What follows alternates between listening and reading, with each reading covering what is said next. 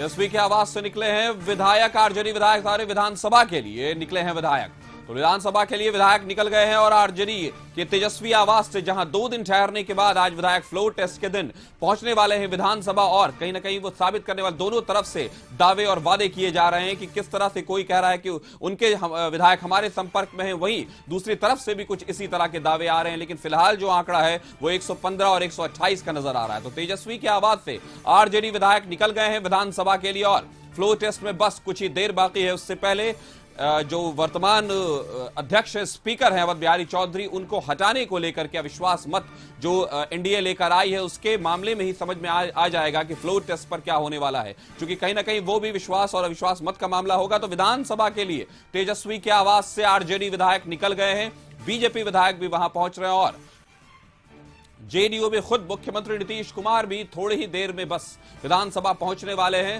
जबरदस्त तरीके से सुरक्षा के विधानसभा से हमारे साथ आशुतोष जुड़े हुए। आशुतोष, बताएं क्या गहमा गहमी है और किस तरह की स्थिति और कितने पार्टियों के भी विधायक वहां पहुंच रहे हैं? बिल्कुल बिल्कुल, और सबसे पहले मैं तस्वीर आपको दिखा दूं कि किस तरह से तस्वीर बदलती जा रही है। मैं कैमरा पर्सन से सुनील से कहूंगा कि अभी फिलहाल थोड़ा लॉन्ग शॉट्स दिखाएं, लॉन्ग विजुअल दिखाएं कि किस तरह की गहमा गहमी है।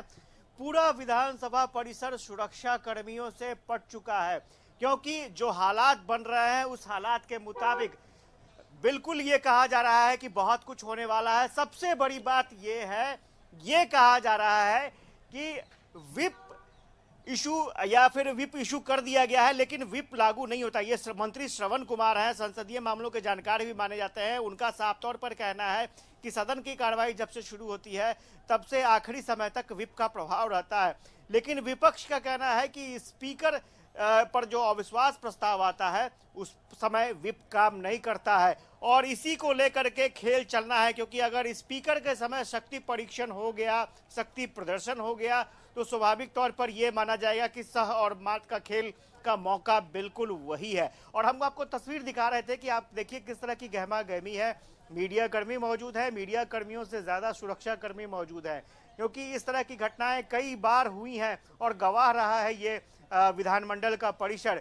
जब हंगामे हुए हैं, विधायकों को अलग तरीके से हैंडल किया गया है, क्योंकि हंगामा बहुत ज्यादा बढ़ गया था। इस बार भी आशंका है कि कुछ इसी तरह की गतिविधियां हो सकती हैं। और अब आरजेडी के विधायक जो हैं वो पहुंचने शुरू हो चुके हैं।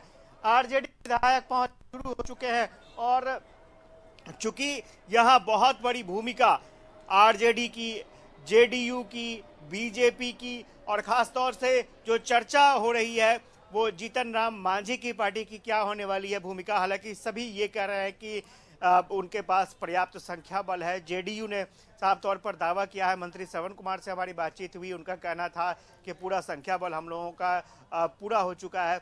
बीजेपी के बारे में जानकारी मिल रही है कि एक विधायक शायद उनका पता नहीं चल पा रहा है। हालांकि बीजेपी का यह भी दावा है कि उनके सभी विधायक इंटैक्ट हैं। देखना दिलचस्प होगा कि क्या परिस्थितियां बनती हैं। चेतन आनंद को तेजस्वी आवास से निकालकर उनके घर तक पहुंचाया गया है, तो सवाल ये उठ रहा है कि क्या चेतन आनंद आरजेडी के फेवर में वोट करेंगे। बहुत सारी बातें हैं, बहुत सारे सवालात हैं जिनका जवाब ढूंढने की कोशिश की जाएगी। लेकिन सबसे बड़ी तस्वीर है कि विधायकों के पहुंचने का सिलसिला शुरू हो चुका है और मुझे लगता है कि इनका इंतजार हो रहा है, वो पहुंच जाएंगे। जी, तो सियासी ड्रामा बिहार में जारी है। आशुतोष, आप हमारे साथ जुड़े रहेंगे।